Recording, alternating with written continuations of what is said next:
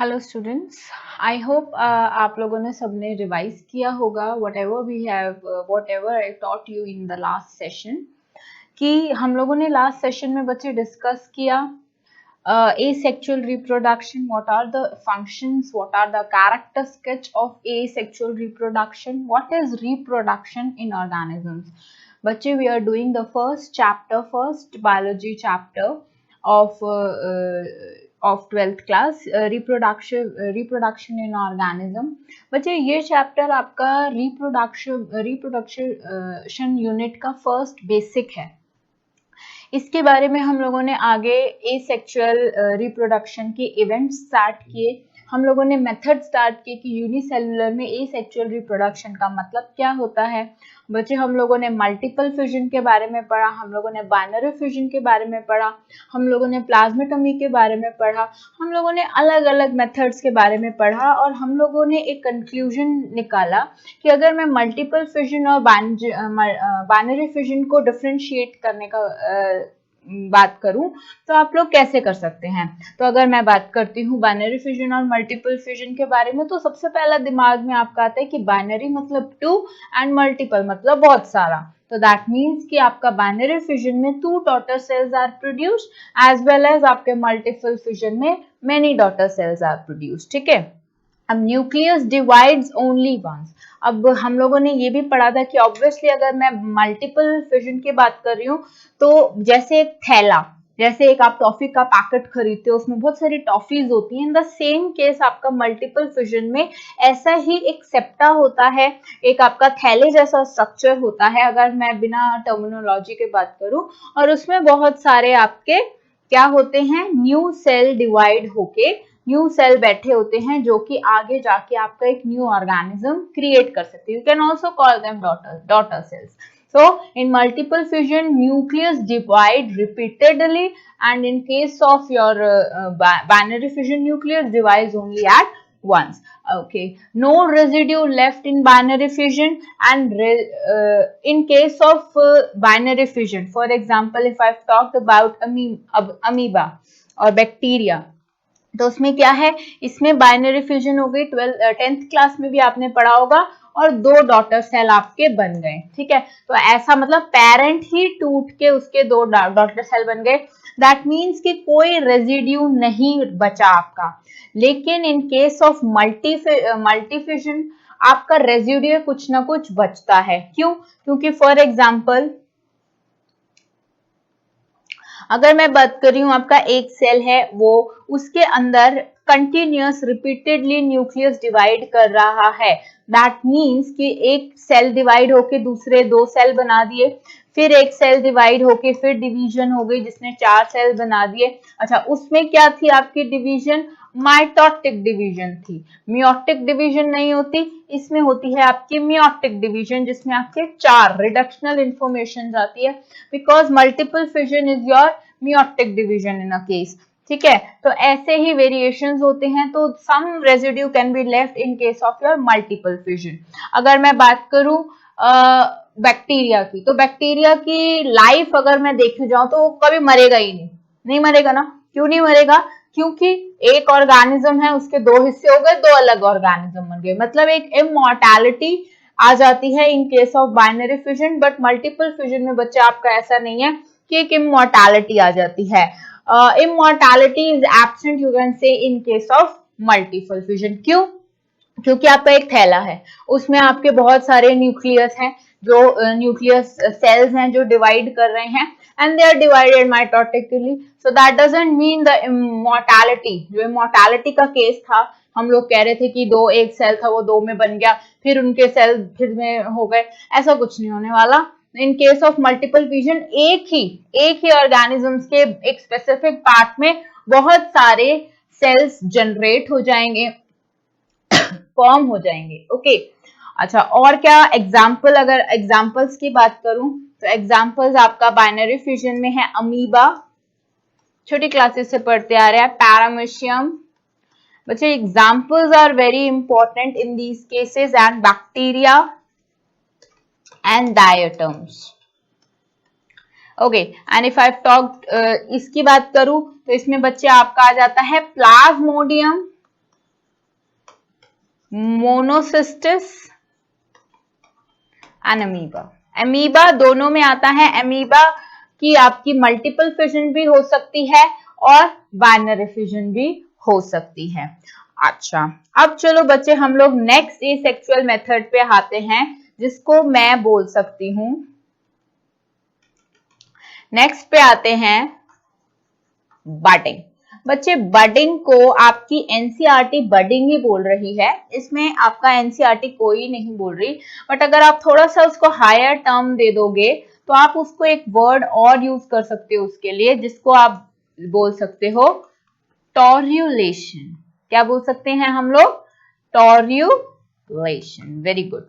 ठीक है, तो टॉर्युलेशन का बच्चे मतलब ये होता है बड फॉर्म हो जाना। जैसे आपके, अब मैं आपसे एक क्वेश्चन पूछूं कि आपकी बॉडी में कभी दाना निकलाया, पिंपल निकलाया, फुंसी हो गई, क्या है वो, क्यों होती है, क्या मतलब है उनका निकलने का? या आप कभी कभी कह देते हो ब्लैक हेड हो गया, तो ब्लैक हेड के कारण आपका एक पिंपल जनरेट हो गया कहीं पे भी बॉडी में, तो वो ब्लैक हेड चलो हो गया। Black head is nothing but a dirt particle जो कि स्किन के अंदर ग्रोथ कर जाता है, या उसके ऊपर स्किन की लेयर आ जाती है तो वो स्किन के अंदर दबा रह जाता है। लेकिन उसके बाद एक पिंपल जो आ गया, ठीक है, उससे बड़ी परेशानी आ जाती है कि पिंपल हो गया, ये हो गया।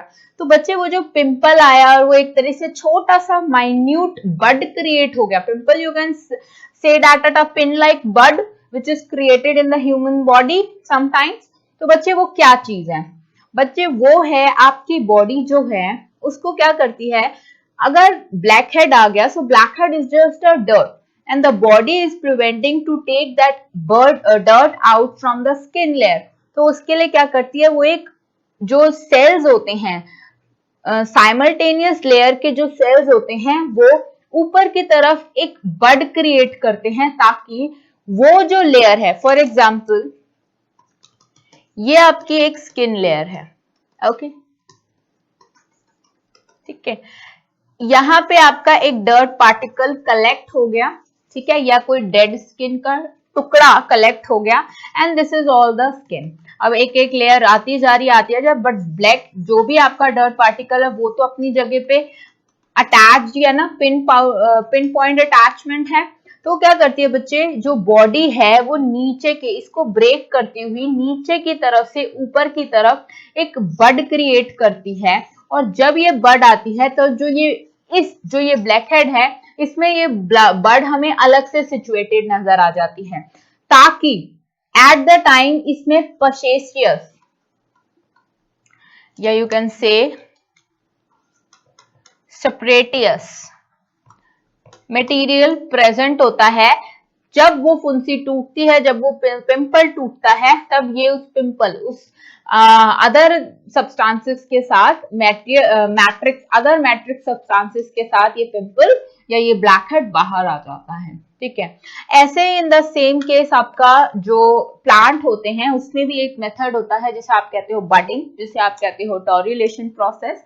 बच्चे इस टॉर्युलेशन प्रोसेस में आप एक चीज बड़ी इंपॉर्टेंट मार्क कर सकते हो कि प्लांट का रिप्रोडक्शन करने का ये एक ऐसा तरीका होता है कि आपके प्लांट के सरफेस पे कहीं पे एक आउटग्रोथ जनरेट हो जाती है, और उस आउटग्रोथ के अंदर जो सेल होता है, जो गैमेट होता है, वो बाहर आ जाता है। तो आप इसको लिख सकते हो ऐसे, that torulation is budding in unicellular organism, example yeast, odia, okay, you can write it like that। odia is the part जहां पे generate होता है, odia of rhizopus, okay। तो इसमें बच्चे क्या होता है, one daughter nucleus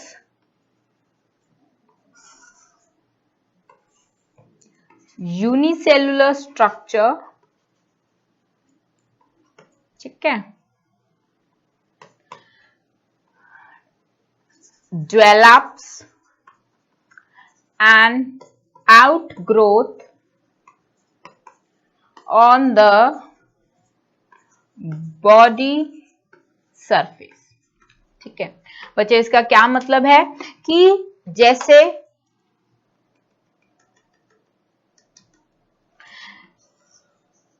ये आपका कोई ऑर्गेनिज्म है या ये आपका कोई प्लांट है। Okay, this is somehow, this is kind of in your plant.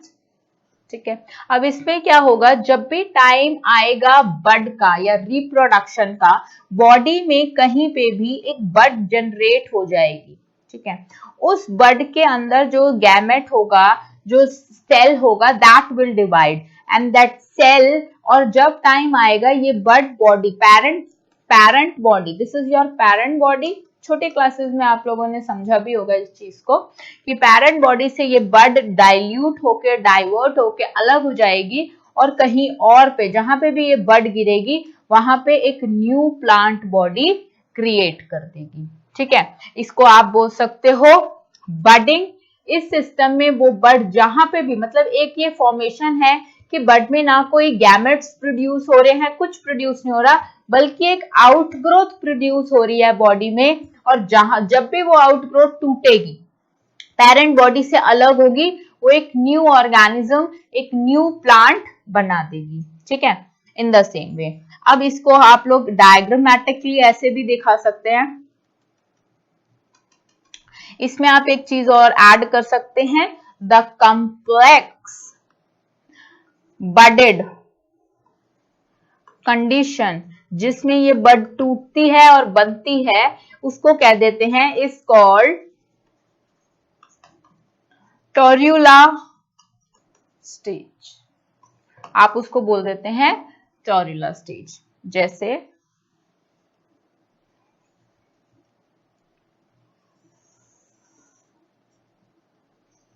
This is your बड। ठीक है, ये आपका सेल है, ये सेल बच्चे आपका डिवाइड हो गया और ये आपका एक न्यू सेल के तौर पे क्रिएट हो गया। ठीक है, this is your dividing nucleus. ये आपका है मदर सेल। मदर सेल बच्चे क्या होते हैं, पैरेंट सेल। जिस सेल मतलब कोई गैमेट, ठीक है, आप आगे आगे एंजियोस्पर्म्स में पढ़ोगे, मीजोफिल्स, ठीक है, वो, ठीक है, और ये आपका बेसिकली ये आपका एक आउटग्रोथ है। And in the next diagram आप ये चीज ऐसे दिखा सकते हो कि ये लाइक दैट,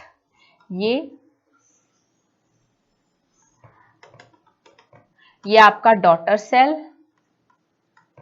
ठीक है, और ये जो मदर सेल था, यू कैन क्लियरली सी ये टूट गया और मदर सेल, ठीक है, मदर सेल था, उसने आउटग्रोथ दिखाया, आउटग्रोथ से आपका डॉटर सेल अलग हो गया और मदर सेल वैसा का वैसा क्लोज बन गया। मतलब क्या हुआ, जो मदर सेल का, जो पेरेंट सेल का न्यूक्लियस था, न्यूक्लियस ने क्या किया, न्यूक्लियस डिवाइड होके हाफ इंफॉर्मेशन किसके पास चलेगी, डॉटर के पास चलेगी, and the rest of information will stage in the nucleus of a parent और a mother cell. Are you getting my point? ठीक है, so you can differentiate it like that. And how, if I want to differentiate it with binary fission में, और मुझे टोर्यूलेशन या budding stage में इसका differentiation करना होगा, तो बच्चे आप कैसे करेंगे, आप कहेंगे कि टू इक्वल या division, two equal division part is obtained, दो इक्वल पार्ट ऑब्टेन्ड होते हैं, और डिवीजन इज अनइक्वल। बच्चे जो डिवीजन होती है, जो अभी हम लोगों ने डायग्राम में देखी, वो जो होती है वो अनइक्वल होती है, ना कि इक्वल होती है। ओके, आप इसमें देख सकते हैं कि protuberance is formed,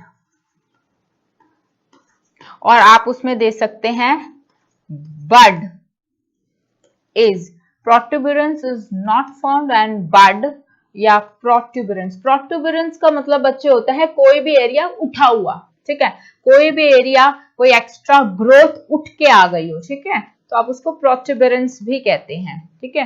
protuberance bud is okay and parent cell remain intact. इसका मतलब है ये नहीं कि पैरेंट सेल ही नहीं रहा। बाइनरी फिजन में क्या होता है, इमॉर्टेलिटी वाला चीज याद करो, पॉइंट याद करो कि पैरेंट सेल बचा ही नहीं, नो रेजिड्यूल ऑफ। इसमें क्या होता है, ऐसा नहीं है कि अब वो इंफॉर्मेशन चली गई तो पैरेंट नहीं बचेगा, parent will remain and the information will be passed on to by forming a new daughter cell by with the help of the budding system, ठीक है। पैरेंट वैसी की वैसी पोजीशन पे हो गया, डिवीजन हो गई न्यूक्लियस की, and division can be unequal, हमेशा अनइक्वल डिवीजन होती है, but in case of binary fusion जो पैरेंट सेल है वो इटसेल्फ डिवाइड करेगा टू स्ट्रक्चर में बिकॉज द यूनिसेल्युलर ऑर्गेनिज्म, ठीक है। नेक्स्ट अब हम बच्चों हमारा नेक्स्ट तरीका है स्पोर फॉर्मेशन का।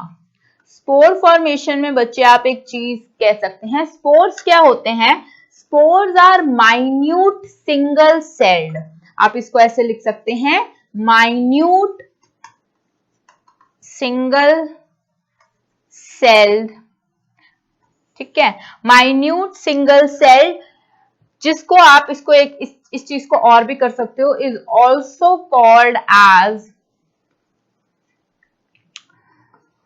थिन वॉल्ड प्रोपग्यूल्स, ठीक है।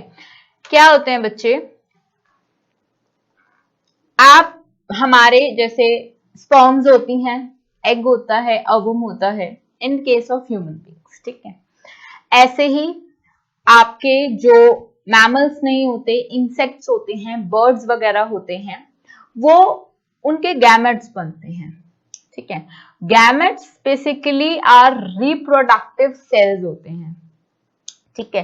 ये जो सेल्स होते हैं, ये जो गैमेट्स होते हैं, ये क्या होते हैं कि स्पेशलाइज्ड सेल होते हैं जो फर्दर जनरेशन एक न्यू ऑर्गेनिजम्स क्रिएट करने के लिए सक्षम होते हैं, मतलब पेरेंट की जितनी इंफॉर्मेशन होती है स्पेसिफिकली इनमें स्टोर्स होती है। ऐसे ही अब अभी तक हमने एसेक्सुअल रिप्रोडक्शन में बाइनरी फिजन पढ़ा, फिर बाइनरी फिजन में हमने मल्टी फिजन पढ़ा, मल्टी फिजन के बाद हम लोगों ने बडिंग पढ़ा। इन तीनों मेथड्स में बच्चे आपने ये देखा कि बाइनरी फिजन की बात करें तो आपका पेरेंट ही दो सेल में डिवाइड कर रहा है, मल्टी फिजन की आप बात करें तो न्यूक्लियस, मतलब पेरेंट एक न्यूक्लियस, जो पेरेंट का न्यूक्लियस है एक, वो उस अंदर के मतलब मल्टी न्यूक्लियस बार बार डिवाइड कर रहे हैं और बहुत ज्यादा न्यूक्लियस सेल स्टेज करके कंबाइन होकर सेलुलर साइटोप्लाज्म में टूट रहे हैं। या मैं आपको एक इसका मल्टी फिजन का एक चीज और बता सकती हूँ कि जैसे फॉर एग्जांपल मैंने उस दिन बताया था कि ये मल्टी न्यूक्लिएटेड फेजेस में है, तो ये आपका बहुत बड़ा साइटोप्लाज्म है और इसमें एक या दो या तीन न्यूक्लियस हैं, let's suppose, then the nucleus start divided and making the form and making more nucleus। ऐसे इन्होंने बहुत सारे न्यूक्लियस बना दिए, ठीक है। अब क्या होगा, हम लोगों ने मल्टी फिजन में उस दिन क्या पढ़ा था, simultaneous cytoplasmic division also there, तो न्यूक्लियस डिवीजन हो रहे हैं। अब क्या हो रहा है, ये क्या था, एक डॉटर सेल था जिसके अंदर साइटोप्लाज्म भी होगा कुछ ना कुछ, ठीक है। This area is also called as cytoplasm, ये जो बाहर वाला एरिया बचा। अब बच्चे फॉर एग्जांपल ये न्यूक्लियस इस वाले एरिया में, तो यहां से ये डिवाइड हो जाएगा, यहां से ये टूट जाएगा, यहां से ये टूट के अलग हो जाएगा, मतलब ये अलग अलग सेल में डिवाइड कर रहे हैं। हमने इस चीज को कह दिया मल्टी फिजन। फिर हम लोगों ने कहा बडिंग। बडिंग में बच्चे क्या हो रहा है कि फॉर एग्जांपल ये आपका पेरेंट सेल है, ये ही जैसे आपका एक पिंपल निकला था, ये ही एक ग्रोथ निकाल रहा है और ये जो न्यूक्लियस है वो डिवाइड होके आधी इंफॉर्मेशन की न्यूक्लियस यहाँ चली गई और आधी पेरेंट के पास रही, उसको मैंने बडिंग कह दिया। लेकिन बच्चे स्पोर्स आपके गैमेटिक फॉर्म में आ जाते हैं कि बॉडी ने एक स्पेशल गैमेट्स प्रोड्यूस किए और एक स्पेशल जगह पर स्टोर किया टिल डिस्पर्जन। डिस्पर्जन का मतलब उनके रिमूवल ऑफ होने तक। रिमूवल ऑफ से मैं ये भी कह सकती हूँ कि टिल उनके बाहर जाने से या उनके टूट जाने से, या till the fertilization and till the time of your reproduction and या एनी एक्ट, ठीक है, एनी एक्ट फॉर रिप्रोडक्शन। तो ऐसे ही इन केस ऑफ प्लांट्स बात करूं तो उन स्पोर्स को जो जिनके अंदर आपके ये गैमेट्स पैक्ड हैं, बहुत सारे होते हैं, उनको आप बोल सकते हो स्पोर्स। तो आपका एक जो प्लांट्स होते हैं ये मेनी स्पोर्स फॉर्म करते हैं और एक बॉडी बहुत सारे स्पोर फॉर्म करती है। जैसे कि अगर मैं बात करूं अब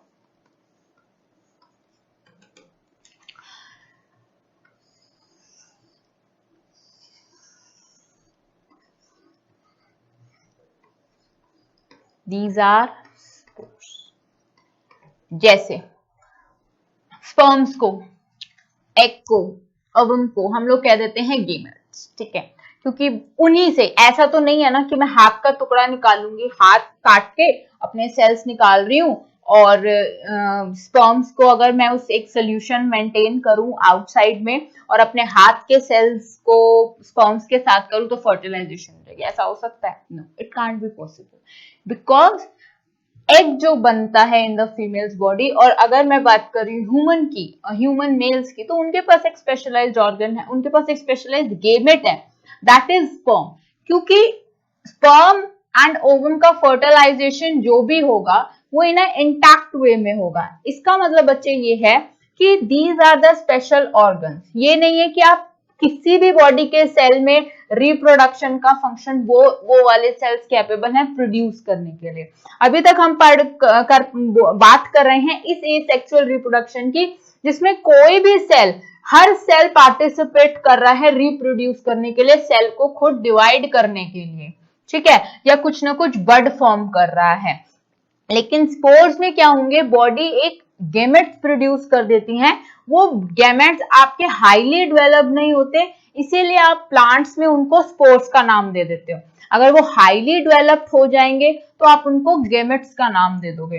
तो spores are minute single celled at the time, ये एक थैले में, प्लांट की बॉडी के किसी थैलस में, किसी बॉडी पार्ट में बनते रहते हैं, किसी एक स्पेशलाइज्ड ऑर्गन में बनते रहते हैं, ऑर्गन नहीं, पार्ट में बनते रहते हैं, और eight the time of dispersion the outgrowth will be broken off and the spores will be dispersed through air and water, ठीक है। अब एयर में ये चले जाएं, वाटर में चले जाएं, और इनको जैसे ही दूसरे अपने काइंड के स्पोर्स मिलेंगे दे विल गेट फर्टिलाइज्ड, और जैसे ये फर्टिलाइज्ड हो जाएंगे तो एक न्यू प्लांट या न्यू ऑर्गेनिज्म क्रिएट कर देंगे, ठीक है। You can write that which spore are, अब आप इसको पूरा कंप्लीट करोगे, minute single celled thin walled, thin wall मतलब जो इनकी वॉल होती है वो बहुत ज्यादा थिन होती है, प्रोपाग्यूल्स parts having dual function of dispersal and formation of new organism। कभी कभी समर्स के टाइम पे आपने हवा में व्हाइट कलर का कुछ गुच्छा सा, लाइक दैट, ऐसे इंटेक्ट गुच्छा सा कुछ हवा में व्हाइट कलर का, जिसे छोटे बच्चे कभी कभी कहते हैं बुढ़े के बाल उड़ रहे हैं या जो भी, ठीक है, कभी कभी वैसे उड़ते हुए देखे होंगे। तो बच्चे वो जो चीज है, वो जो हवा में डिस्पर्स हो रही है या वो हवा में जो फ्लोट कर रही है, वो is nothing but the pollen grains, or you can also call them a sporic gametes, ठीक है। उसमें क्या है बच्चे, प्लांट से वो अलग होके खुद हवा में फ्लोट कर रहे हैं, till the time of fertilization they are non viable। Non viable का मतलब क्या है, वो तब तक फॉर्म में नहीं आएंगे या वो तब तक इंटैक्ट या एक्ट एक लिविंग स्टेट में नहीं आएंगे जब तक उनको सामने वाला कोई ऐसा सेल नहीं मिलेगा, या किसी फ्लावर पे बैठ के जाएंगे तो वो पॉलन ट्यूब कर देंगे and the fertilization will go like that. वो तब तक नॉन वायबिलिटी स्टेट में रहेंगे जब तक उन लोगों को एक मीडियम नहीं मिल जाता, जब तक उन लोगों को ये पता नहीं चल जाता कि ये रिप्रोडक्शन का प्रोसेस होने वाला है। इन द सेम वे ये जो बैग्स होते हैं जिसमें स्पोर स्टोर होते हैं, जो कि अपने आप डिस्पर्स होते हैं एट द राइट स्टेट, और जब अपने आप डिस्पर्स होते हैं तब चाहे ये वाटर में डिस्पर्स हो, चाहे ये एयर में डिस्पर्स हो, चाहे ये सॉइल में डिस्पर्ड हो, मतलब कि कहने का ये है कि पेरेंट की बॉडी पे फर्टिलाइजेशन नहीं होती। ये जो स्पोर्स का बना हुआ थैला है, it has to be breaked up, body से, पेरेंट बॉडी से टूटता है, और जब ये टूटता है तब ये कहाँ पे जाए, कहाँ पे फर्टिलाइजेशन हो, कौन सा न्यू ऑर्गेनिज्म जनरेट हो, it doesn't matter to the parent body. Parent का काम है सिर्फ स्पोर्स बनाना, and parent can be unisexual. Unisexual का मतलब है एक ही टाइप के गेमेट प्रोड्यूस करेगा, that is your female, and that is anthropods, that is for your female, and if they are talking for next तो या एंथ्रोपोड्स करेगा या तो फिर वो आर्की गेमेट्स करेगा। आर्की मीन्स फीमेल्स, एंथ्रो मतलब आपका मेल्स, वो हम लोग नेक्स्ट चैप्टर्स में डिस्कस करेंगे, but it is your unisexual only. Okay, now next we discuss about, आप इनको ऐसे भी कह सकते हो कि ये किसका कैरेक्टर, आगे आगे हम लोग और जैसे बात कर देंगे, कैरेक्टरिस्टिक्स ऑफ स्पोर फॉर्मेशन, ये कौन से उनका फीचर है, कौन से ऑर्गेनिज्म स्पोर्स फॉर्मेशन में बिलीव करते हैं, तो मोनेरा किंगडम के ऑर्गेनिजम्स स्पोर फॉर्मेशन का प्रोसेस करते हैं। ठीक है, मोनेरा ले सकते हो, कुछ प्रोसिस्टेंस भी, ठीक है, इसको यूज करते हैं, प्रोसिस्टेंस, फंजाई, एल्गे, सो ये वाले जो फैमिली मेंबर्स है ये। अच्छा, अगर मोटाइल स्पोर्स हुए, मोटाइल स्पोर्स का मतलब बच्चे क्या होता है,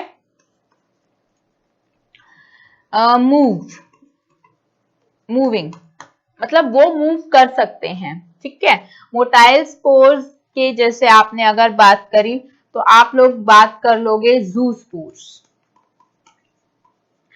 ठीक है, मेनली होते हैं बच्चे ये एक्वाटिक। ओके, मेनली होते हैं एक्वाटिक, और मेनली एक्वाटिक क्योंकि पानी में मूव करना होता है, और पानी में मूव करना होता है, इनके पास एक फ्लैजुला होता है जो इनकी मूवमेंट में मदद करता है, तो ये पानी के बहाव के साथ ऑटोमेटिकली खुद भी मूव कर पाते हैं, और राइट एंड कंडीशन और राइट एटमॉस्फेयर देख के they can form the fertilization. ठीक है, और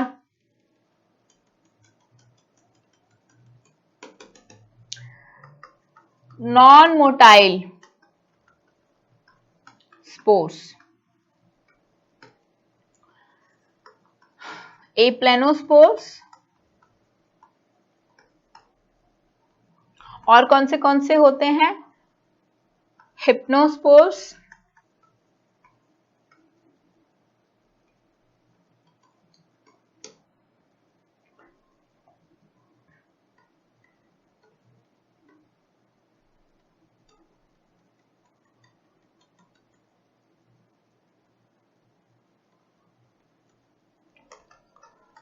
non-motile spores,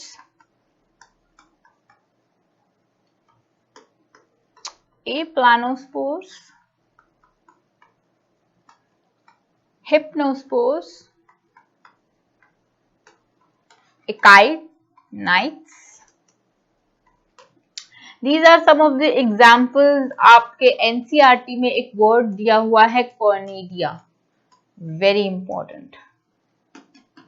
ठीक है, कॉर्निडिया वेरी इंपॉर्टेंट है, etcetera. These are some of the non motile souls, means non movable, ये मूवमेंट शो नहीं करते हैं। ठीक है, some spores produced exogenously outside the body ठीक है, outside the body of a plant, वो है आपके कोनिडिया, और ये आपका पाया जाता है पेनिसिलियम, कोनिडिया एंड पेनिसिलियम, ठीक है। While others form inside sporangia. अब आप पूछोगे क्या होता है स्पोरेंजिया, तो बच्चे how you going to define sporangia?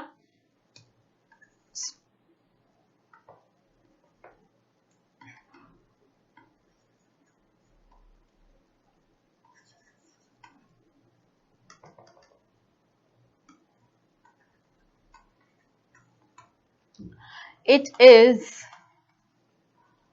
holding spores, or spores are situated in a thin sac like structure called sporangia, जिसे आप बोल सकते हो स्पोरेंजिया, ठीक है। एक बैग लाइक स्ट्रक्चर, एक सैक लाइक स्ट्रक्चर होता है जिसमें ये सारे स्पर्म्स आपके लोकेट होते हैं, ठीक है। जब ये सैक स्ट्रक्चर टूट जाता है या ओपन हो जाता है तब ये सारे स्पर्म्स आउटसाइड और डिस्पर्स्ड हो जाते हैं, ठीक है। नेक्स्ट विल स्टार्ट फ्रेगमेंटेशन, ठीक है।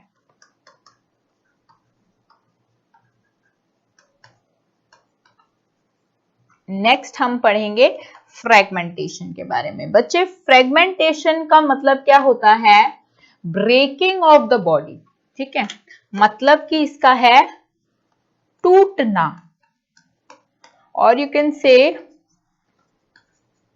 Breaking of the body of the parent, parent की बॉडी से टूटना। आप कहोगे मैम अब बड भी था वो भी टूट रहा है, तो इसके में और बडिंग में क्या फर्क है? नहीं बच्चे, बडिंग और पी से इसमें फर्क है। Breaking of the body of the parent into 2 or more pieces, each of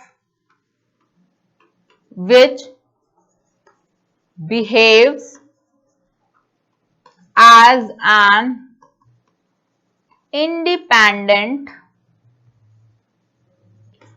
plant. That means कि जब आपकी प्लांट की बॉडी टूट जाएगी इनटू अ फ्रेगमेंट्स, और वो जो फ्रेगमेंट्स होंगे वो जब टूटेंगे तब वो जहां पे भी फ्रेगमेंट्स टूटेंगे वो पीसेस आपके न्यू प्लांट की तरह बिहेव करेंगे। जैसे कि ये हमेशा स्लीक लाइक या स्लेंडर लाइक ऑर्गेनिजम्स में फ्रेगमेंटेशन दिखाती है, क्योंकि इनमें बड फॉर्मेशन नहीं हो सकती because of their body structure. जैसे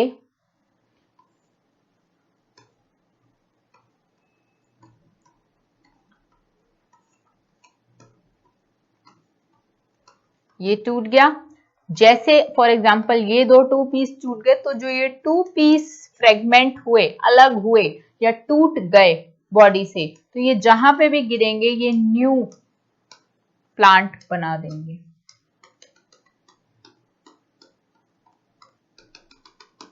इसमें बड्स फॉर्मेशन नहीं होती, इसमें फ्रेगमेंटेशन होती है, ठीक है। Fragmentation occur by natural death and decay of the older plants.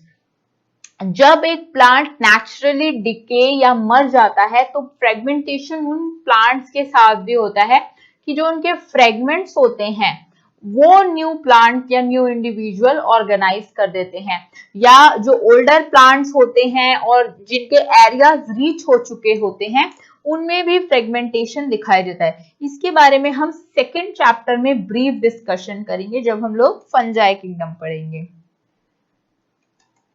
जिसमें आप एक फेमस एग्जाम्पल पढ़ोगे, इसका पूरा लाइफ साइकिल पढ़ोगे, मैकेंकिया, ठीक है, या जिसको जो मैकेंकिया है बच्चे, ठीक है, इसका या अदर ब्रायोफाइट्स, ठीक है, दिस इज फ्रैगमेंटेशन शो करता है, पहली चीज। दूसरी चीज इसका लाइफ साइकिल इज इंपॉर्टेंट, ठीक है, मैकेंकिया का लाइफ साइकिल इंपॉर्टेंट है और अदर ब्रायोफाइट सिमिलर टू मैकेंकिया भी फ्रेगमेंटेशन प्रोसेस शो करते हैं। एक इसका सेकंड इंपॉर्टेंट फीचर ये है फ्रेगमेंटेशन का कि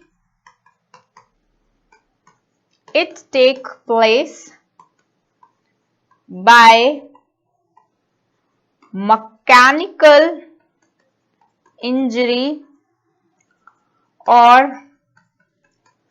emptying of intervening cells, especially in Spirogyra and other algae. इसका मतलब बच्चे ये है कि स्पायरोगायरा और एल्गे में फ्रेगमेंटेशन, फॉर एग्जाम्पल आपका एक बॉडी है, ठीक है, फॉर एग्जाम्पल कोई डेड इंजर्ड हो गया, फॉर एग्जाम्पल ये सेल आपका इंजर्ड है और ये सेल रिप्लेस करना है, तो बच्चे जो आपका नीचे वाला सेल है, दिस सेल, ये आपका ये न्यू सेल क्रिएट कर देगा। मतलब this cell is capable of producing next fragment and this cell is capable of producing next fragment, and then when this will be breaked in fragments, the new fragments will be capable of producing the new plant body or the new organism. Okay, now next we'll start with the regeneration. Regeneration का मतलब बच्चे क्या है, सिर्फ एक ही plant में ये पाई जाती है या एक ही ऑर्गेनिज्म, जिसे मैं बोल सकती हूँ वन ऑर्गेनिज्म में ये एग्जिस्ट करती है, जिसको मैं बोलती हूँ प्लेनारिया। Very important. आप इसको ये कह सकते हैं कि the Lord has given him the supreme power, और अमृतत्व का वरदान दिया हुआ है इस प्लांट को, इस ऑर्गेनिज्म को, सॉरी। तो रीजनरेशन का मतलब क्या है, फॉर एग्जाम्पल बच्चे मेरी उंगली है, मैं इसको काट दूं तो क्या मेरी ये उंगली एक नया मेरे जैसा मेरी ही टू कॉपी ऑर्गेनिज्म क्रिएट कर देगी? नहीं। फॉर एग्जाम्पल मैं अपनी गर्दन काट दूं तो क्या मेरी गर्दन के नीचे अपने आप एक प्लांट, मेरी अपने आप एक बॉडी, दूसरी बॉडी बन जाएगी? नहीं। अगर बॉडी अलग हो जाए तो मेरी क्या ऊपर सर अपने आप सेल्स क्रिएट कर देंगे? सर नहीं। या मेरे बॉडी का कोई भी पार्ट अगर मैं काट दूं या हटा दूं तो क्या मेरी बॉडी के पास इतनी ताकत है कि वो प्लांट दोबारा वो स्ट्रक्चर, वो पार्ट दोबारा बना पाए? नहीं। तो रीजनरेशन का बच्चे मतलब यही होता है। री मतलब फिर से, जनरेशन मतलब दोबारा से फॉर्मेशन। अच्छा, अब हमारे जैसे जैसे मैंने आपको पिछली बार एक थ्योरी रूप में आपको एक सिंपल सी चीज बताई थी कि जैसे आप लोगों ने मारुति का मॉडल निकाला, फिर जैसे जैसे मॉडल बनते गए, फिर एक नया मॉडल चेंज कर दिया, स्विफ्ट का आ गया, फिर उसके बाद एक और मॉडल चेंज हो गया।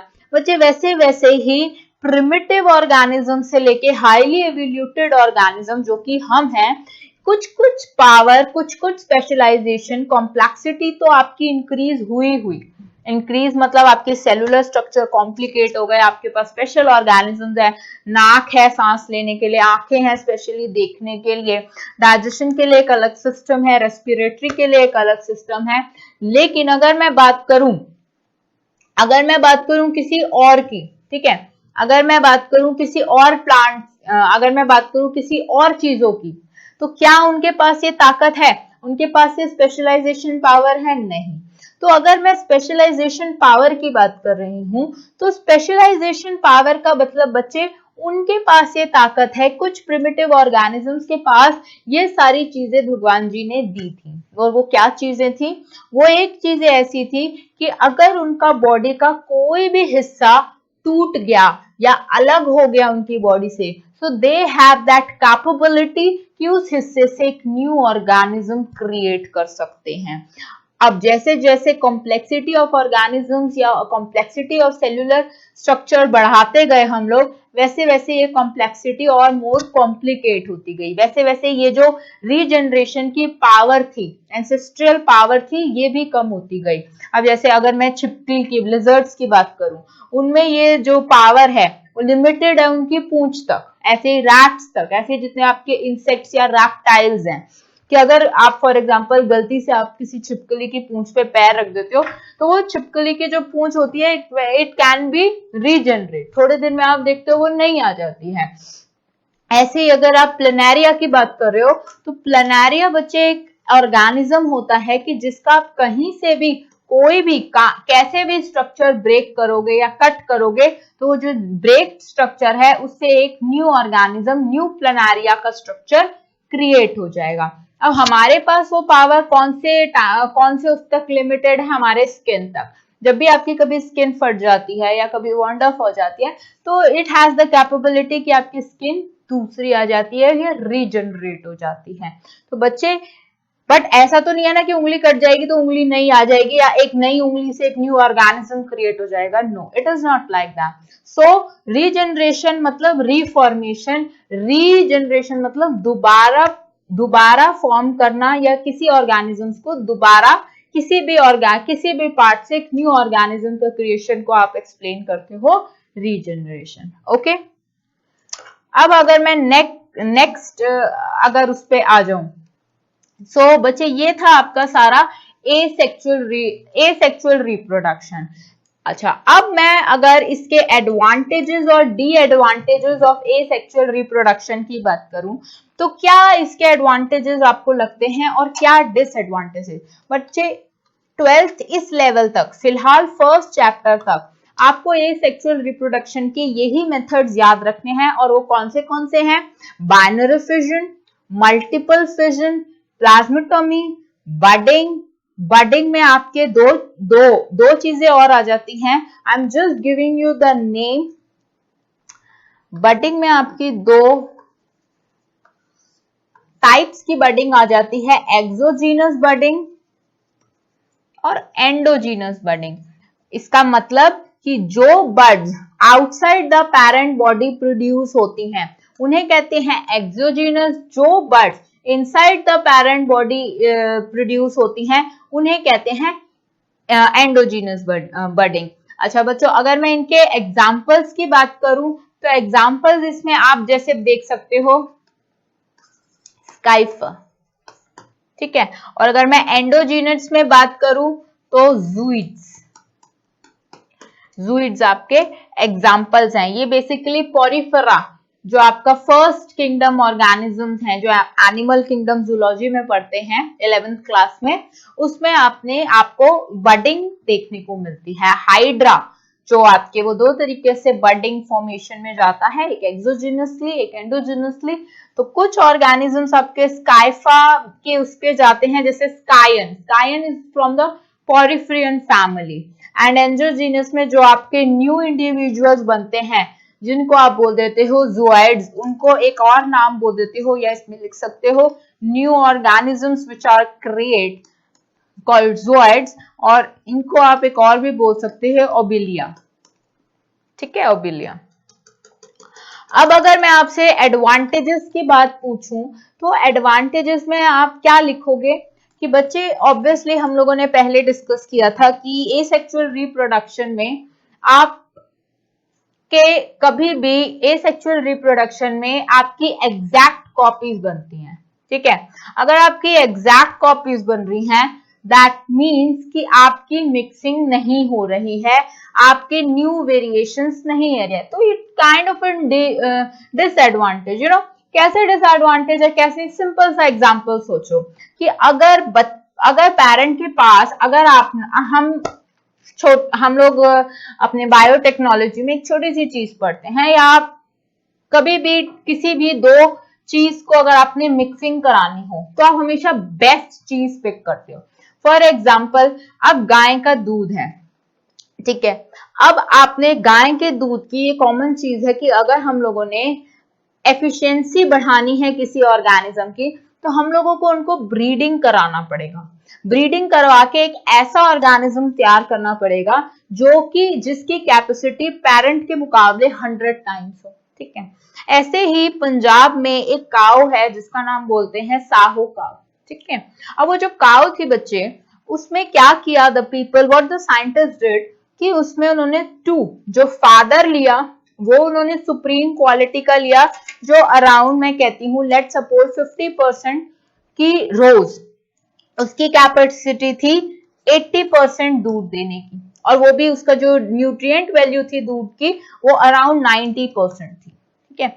ऐसे ही एक मदर सेलेक्ट की जिसकी कैपेसिटी 90% और 90, मतलब आपने 2 सुप्रीम ब्रीड्स लिए जिनकी कैपेसिटी ऑलमोस्ट सेम थी, और मतलब ये हाईएस्ट ब्रीड्स थे, ठीक है। ऐसा तो नहीं था ना कि अगर आपने एक प्रोडक्टिव प्रोजेक्ट में पार्टिसिपेट करना है, या कभी भी क्लासरूम में कोई प्रोजेक्ट होता है, तो जो मैम होती हैं, जो भी आपके क्लास टीचर्स होते हैं, they will going to select the best student, ठीक है। वो क्यों करते हैं? क्योंकि उनकी कैपेबिलिटी से ज्यादा वो कर सकते हैं, ठीक है।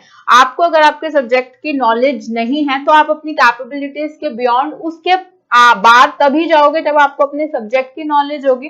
सो इन द सेम वे जो दो ब्रीड्स होते हैं वो सेलेक्ट कर लिए गए।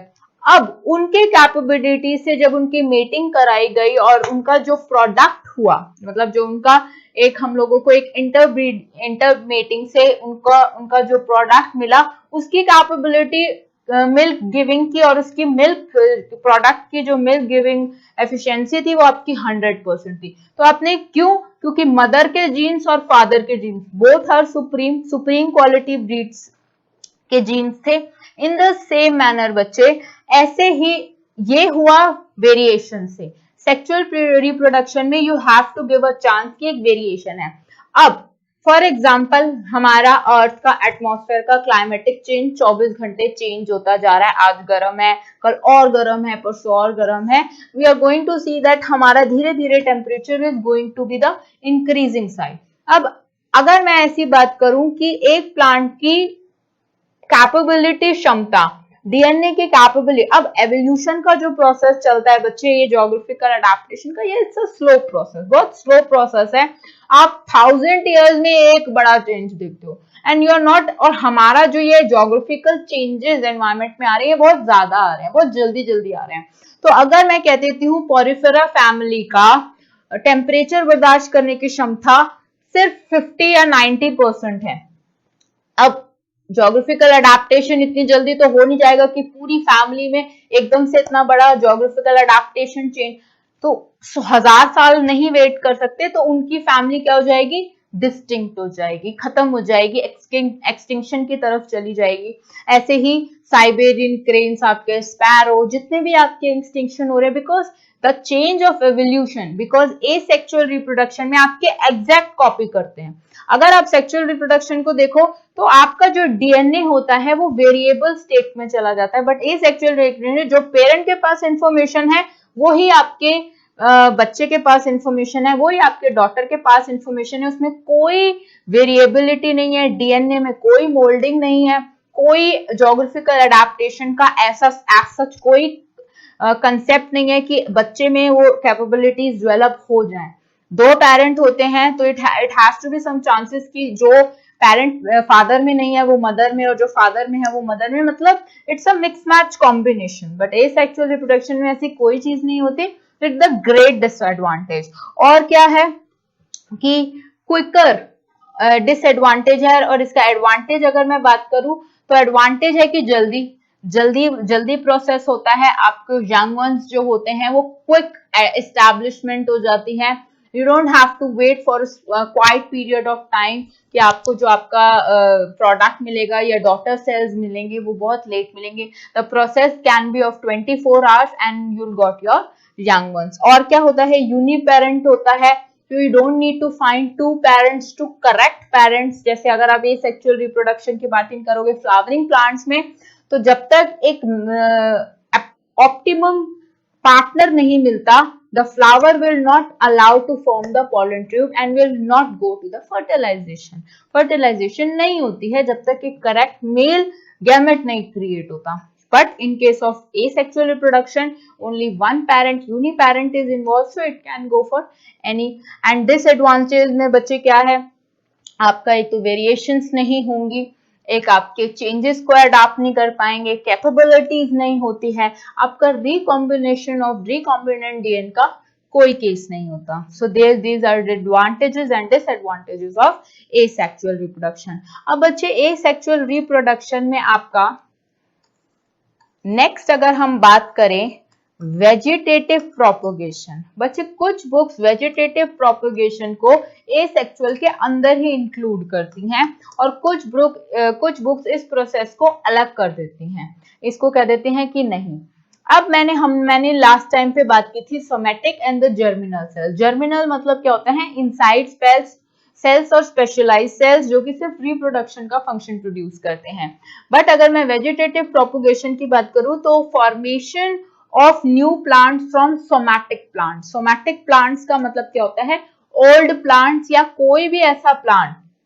फॉर एग्जाम्पल अगर आपका एक रोज प्लांट है, ठीक है, उस पे रेड कलर का फ्लावर लगा हुआ है, ठीक है, दूसरा भी आपका रोज प्लांट है उस पे ब्लू कलर का फ्लावर लगा हुआ है, आपने इस रोज प्लांट की इतनी स्टेम काट दी, ठीक है, इतनी स्टेम काट के आपने ये फ्लावर हटाया और रोज प्लांट की इतनी कनेक्ट कर दी ऊपर वाली स्टेम, तो क्या देखेंगे बच्चे, इसको आपने एक प्रॉपर वे में ग्राफ्टिंग किया आपने, आप थोड़े दिनों में देखोगे कि ये जो दो स्टेम होगी ये कनेक्ट हो जाएगी एंड द फ्लावर विल, और जो फ्लावर होगा वो चाहे तो रेड हो सकता है चाहे तो ब्लू हो सकता है। And this way you can find the vegetative propagation की मतलब वेरियस पार्ट्स ऑफ प्लांट्स को यूज करके आप एक न्यू प्लांट जनरेट कर सकते हैं, एक न्यू उसके अंदर मतलब वेराइटी फॉर्म करी है आपने, ठीक है, चाहे वो आपने ट्यूबरकल्स ले लिए चाहे वो रूट्स ले लिए, एक रूट को हटा के दूसरी रूट के साथ कनेक्ट कर दिया तो आपने उस प्लांट के फीचर्स उस प्लांट में कनेक्ट कर सकते हो। स्टेम ले लिया आपने फ्लावर ले लिया, आपने फ्रूट ले लिया, ऐसे ऐसे डिफरेंट पार्ट्स को यूज करके आपने एक पुराने ओल्ड सोमैटिक प्लांट्स को यूज किया। सोमैटिक पार्ट्स, अब जैसे सोमैटिक पार्ट्स का मतलब क्या होता है, जो पार्ट स्पेशली रिप्रोडक्शन के लिए नहीं होते हैं। For example roots, stems, leaf, tubercles, rhizomes, etcetera, ठीक है।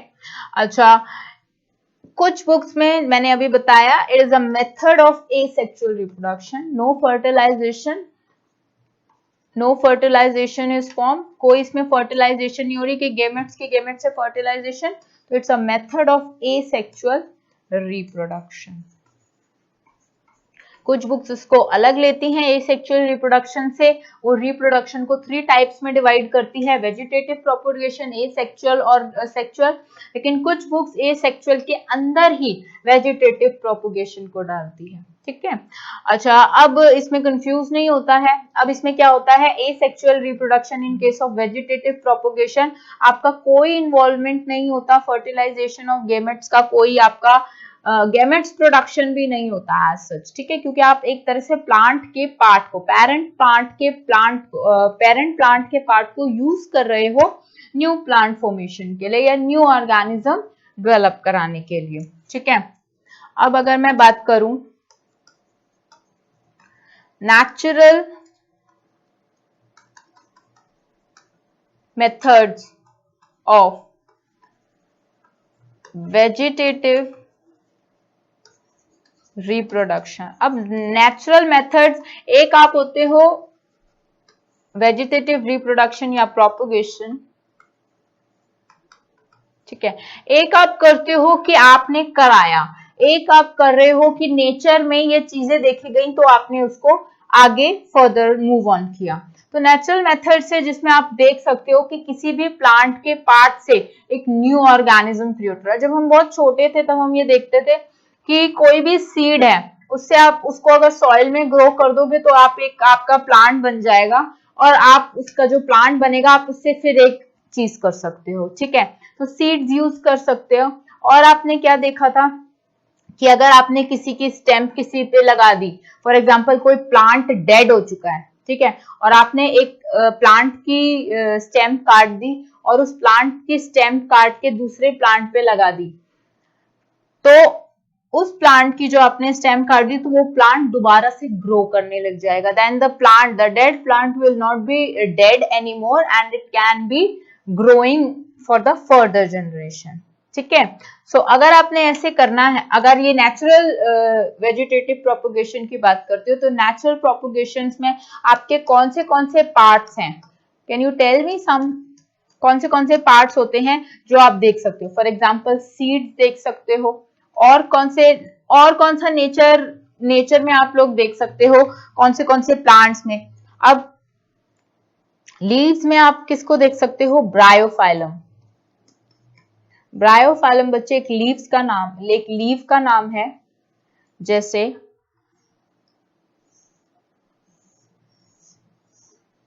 इसके जो नोड्स होते हैं उसमें न्यू लीव्स बन जाती हैं, और जैसे ही ये लीव्स अलग हो जाती हैं, इंटरनोड्स,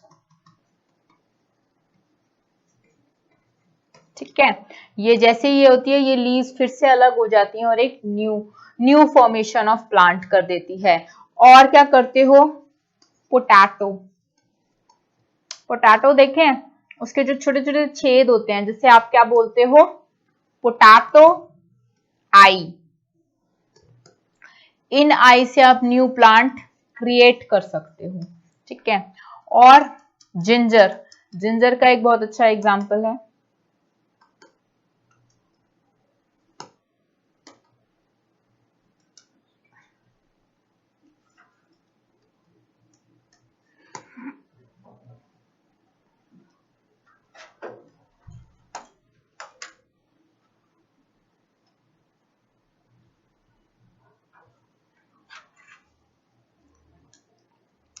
जिंजर का एक एग्जाम्पल है जिसे आप ले सकते हो। तो अगर आप जिंजर का एग्जाम्पल ले रहे हो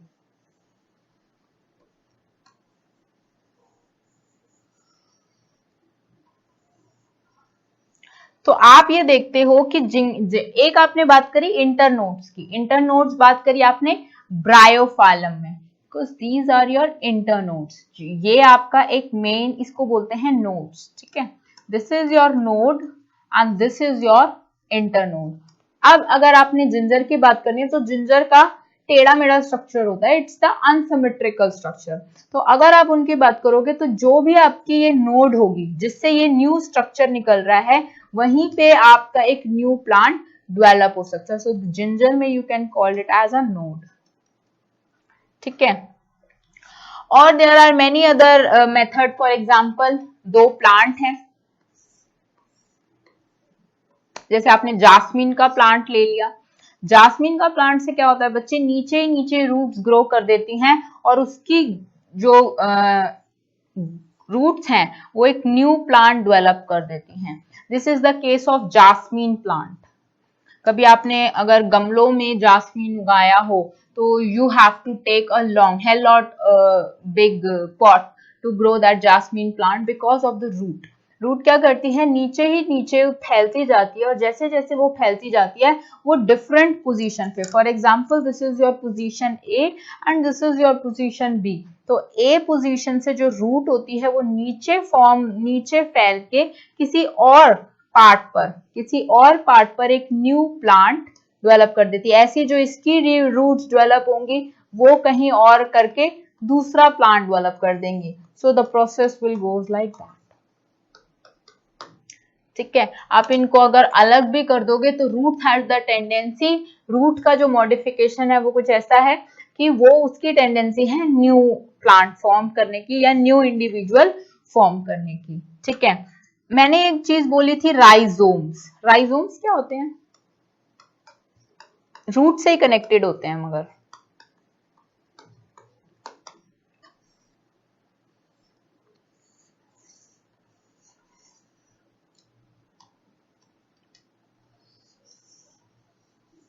दिस इज द रूट। ठीक है, इसके जो छोटे छोटे हेयर्स होते हैं जिनको आप ट्राइकोम्स भी कह सकते हो। ठीक है, you will going to study, you have already study this in your 11th standard, trichomes, trichomes भी कह सकते हो। ठीक है, तो ये जो होते हैं मतलब इसके 3 हिस्से, 3। ठीक है, सो इसको you can call rise, these are rhizomes. Rhizomes are nothing but your root hairs. ठीक है, जो रूट हेयर्स होते हैं वो क्या करते हैं, सरफेस एरिया इंक्रीज करते हैं। और अगर आप ये रूट हेयर काट देते हो और सॉइल में कहीं और ग्रो कर देते हो तो आपको एक न्यू प्लांट मिलता है, आप न्यू प्लांट जनरेट कर सकते हो। ठीक है, अब जैसे और प्लांट्स होते हैं जैसे क्रीपिंग प्लांट्स। कौन सा होता है बेस्ट क्रीपिंग प्लांट या best creeping stem? That is your money plant.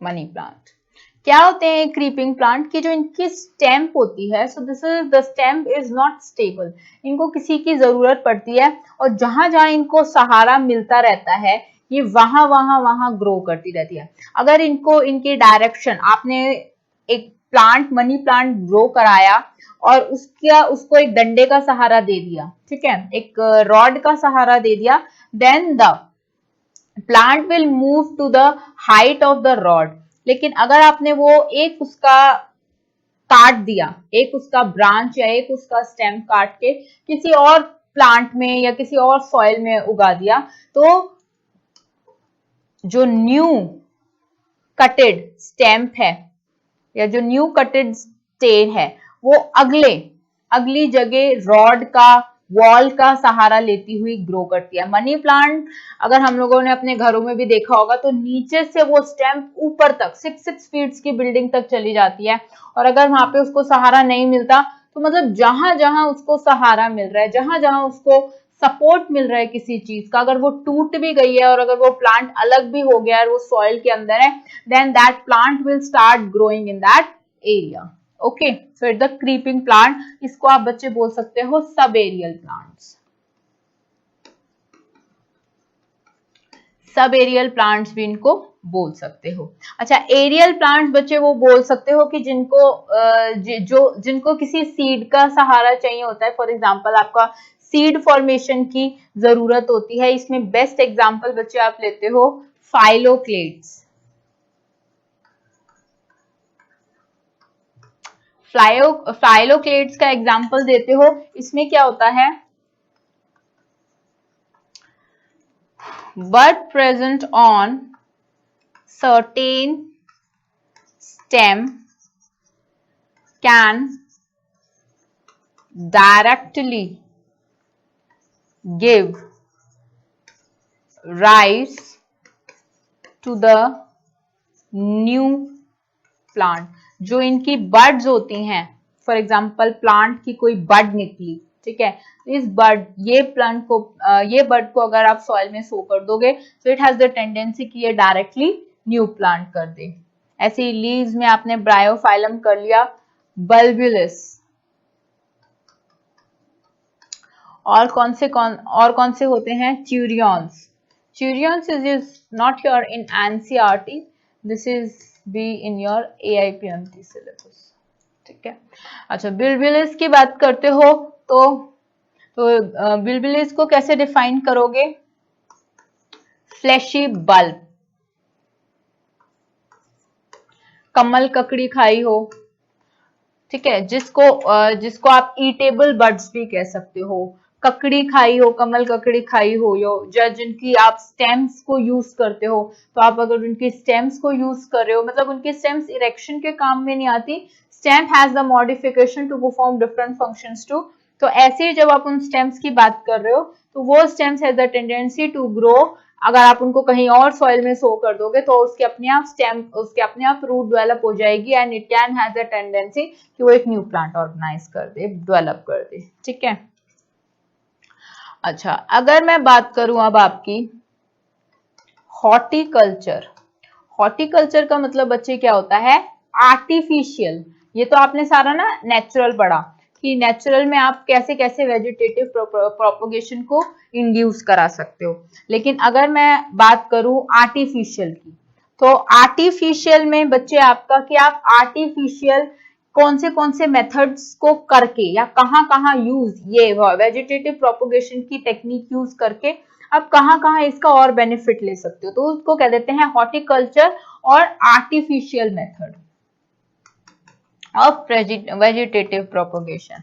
तो सबसे पहले तो यूज ऑफ स्पेशल वेजिटेटिव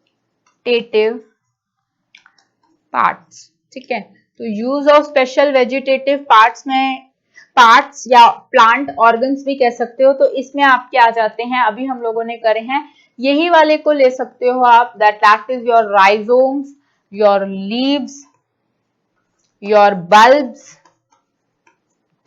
और बाबलेट्स और tubers,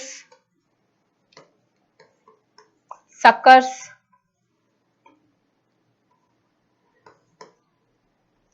these can be used।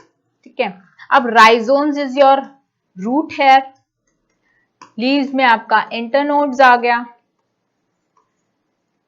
Plant का कोई बड ले सकते हो, ट्यूबर्स हो जाती हैं जो नीचे नीचे ग्रो करती हैं, suckers inside soil roots, tubers का मतलब होता है प्रोट्यूबरेंसेस लेके भी आप ये सारी चीजें कर सकते हो। ओके, नाउ अब बच्चे इनको करने के लिए 3-4 मेथड्स होते हैं। अब वो मेथड कौन से हैं कि काफी अलग अलग तरीके की टेक्निक्स हैं, एनसीईआरटी में फिलहाल इतना इनका ब्रीफ आपको नहीं बताया हुआ है, बट आपने ये छोटी क्लासेस में वो टेक्निक्स के बारे में पढ़ा होगा। फर्स्ट आप किसी भी इनको सेलेक्ट करते हो, फिर आप कटिंग करते हो, फिर आप इनकी लेयरिंग करते हो, फिर आप इनकी ग्राफ्टिंग करते हो। ठीक है, फिर क्या करते हो, फोर्थ स्टेप में you will get the new individual is form. इसका क्या मतलब है बच्चे कि कट किया, पहले तो आपने ये देखा कि special organ, special vegetative part कौन सा यूज कर रहे हो, उसके बाद आपने किया कट किया उसको, उसके पेरेंट पार्ट से कट कर दिया, फिर आपने उसको न्यू, जहां पे आपने उसको लोकेट करना है उसको लेयर कर दिया with the help of biological incisors, फिर आपने उसकी ग्राफ्टिंग की, फिर आपने उसको चेक किया, उसकी सेल डिवीजन होने दी, मेरिस्टेमेटिक सेल डिवीजन आपने उसको अच्छे से होने दी, and then the new individual, फिर आपने थोड़े दिन बाद ये देखा, then the two parts which you tend to connect, those two parts are perfectly connected and you will get the new combined organism। ठीक है, न्यू combined प्लांट का पार्ट दिख गया आपको, अगर आपने स्टेम की ग्राफ्टिंग करी है, अगर आपने रूट का हॉर्टिकल्चर किया है, so that's how you are going. आपने फॉर एग्जांपल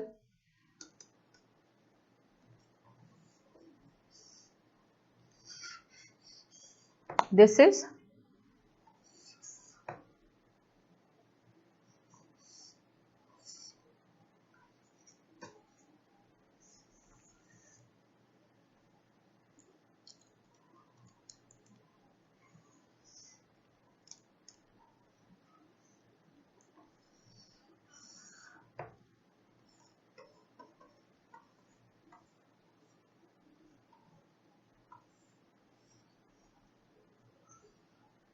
अलग अलग तरीके हैं जिनमें आप न्यू प्लांट को इंसुलेट कर सकते हो, इनके अंदर फिट कर सकते हो and you will get the new plant. Okay,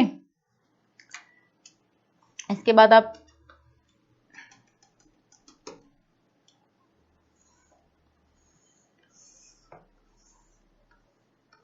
इनको अच्छी तरह लेयर करोगे, टाइटली बांधोगे, टेपिंग करोगे आप इतने एरिया को, जिसे बैंडेज कह सकते हो और टेप कह सकते हो। And the next you will get the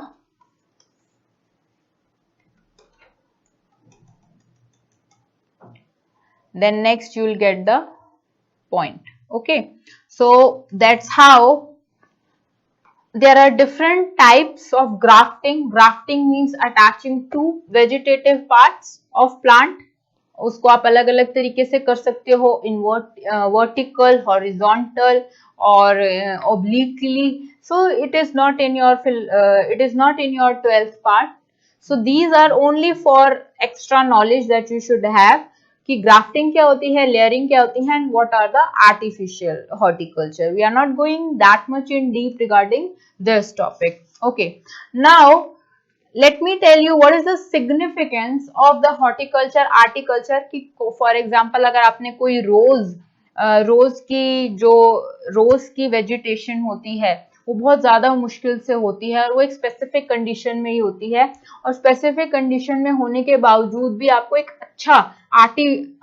अच्छा नेचुरल रोज नहीं मिल पाता है. बट आप एक टू सुपीरियर करेक्टर्स को लेके उनका अगर आर्टिफिशियली वेजिटेटिव प्रोपोगेशन में जाओ तो you will get the rose easily in less time. तो आपका लेस टाइम में हो जाता है.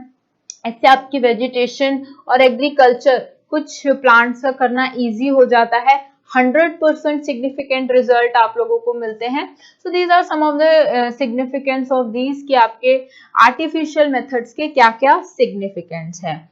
So students, after from till now we have covered your asexual part completely. We have covered all the topics that is present in your NCERT book, and you have to learn thoroughly the examples of binary fission, multiple fission, vegetative propagation, whichsoever parts which are vegetative parts which will be there to perform those vegetative functions. जो आपके NCERT में parts हैं, like we have discussed conidia, like we have discussed roots, tubercles, gemmules, spores, sporations में you have to learn, you have to rote them, you have to cram them, and in the next session, in the next class, we are going to start with the sexual reproduction in a thorough manner. Thank you.